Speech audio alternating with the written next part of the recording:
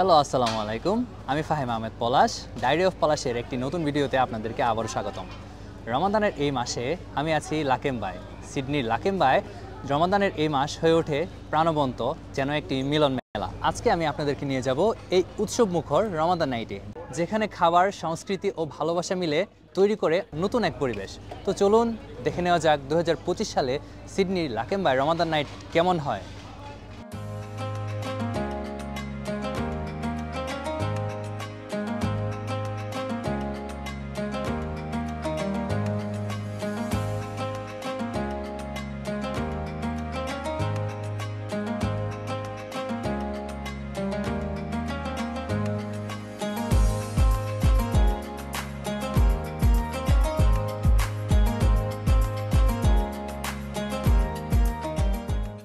প্রতিবারের মতো এবারও হাজার হাজার মানুষ জড়ো হয়েছে লাকেম্বার রমাদান নাইটে।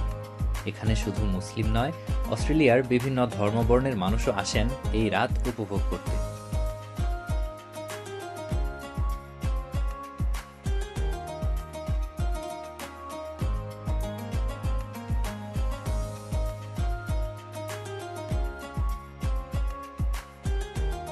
এখন আমরা একজন পথচারীর সাথে কথা বলার চেষ্টা করব, জানতে চাইবো ওনার অনুভূতি কেমন এই রমাদান নাইটে এসে। তো দেখি আমরা কাকে পাই। হ্যালো, আসসালামু আলাইকুম। Assalamu rahmatullah. Where are you from? I'm from Bangladesh. Oh, very nice. So আপনার অনুভূতি কেমন এই রমাদান নাইটে এসে? This is the very first time I have come here. লাকেম্বাতে আমি প্রথমবার এসেছি, অ্যান্ড রমাদান নাইট আমি দেখে অনেক মেসমেরাইজিং ফিল করতেছি। চমৎকার আয়োজন, এখানে বিভিন্ন দেশের মানুষজন এখানে এসছে।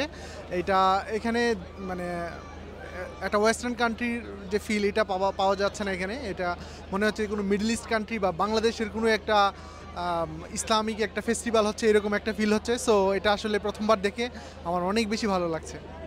Thank you. Thank you, thank you, thank you.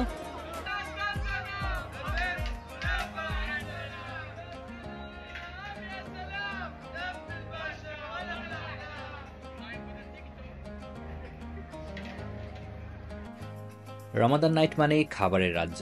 এখানে জনপ্রিয় কিছু খাবার হলো মিশকাকা কাবাব, লাকেম্বার বিখ্যাত কুনাফা, পাকিস্তানি হালিম, মালয়েশিয়ান শাতাই এবং আরও অনেক কিছু।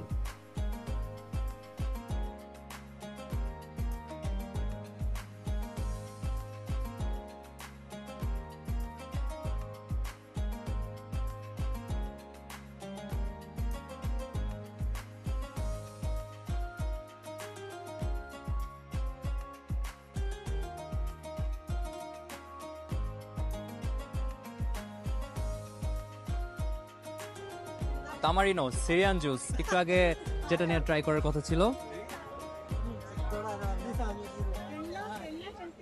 Feel like a syrup, syrup অনেক মিষ্টি। তামারিনো, সিরিয়ান জুস।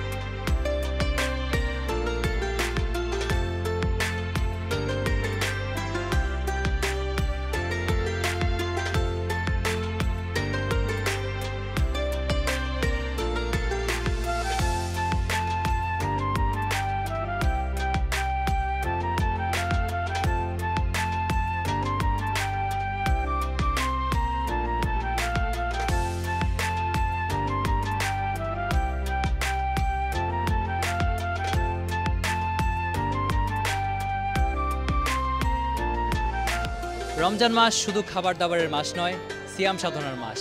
আমরা তাই চেষ্টা করব 30টি রোজা ভালোভাবে আদায় করার, প্রতিদিন তারাবি পড়ার। সিডনিতে শুধু লাকেম্বা নয়, লিভারপুল, ইয়াগুনা, বিভিন্ন জায়গায় এরকম রমাদান নাইট সেলিব্রেট করা হয়।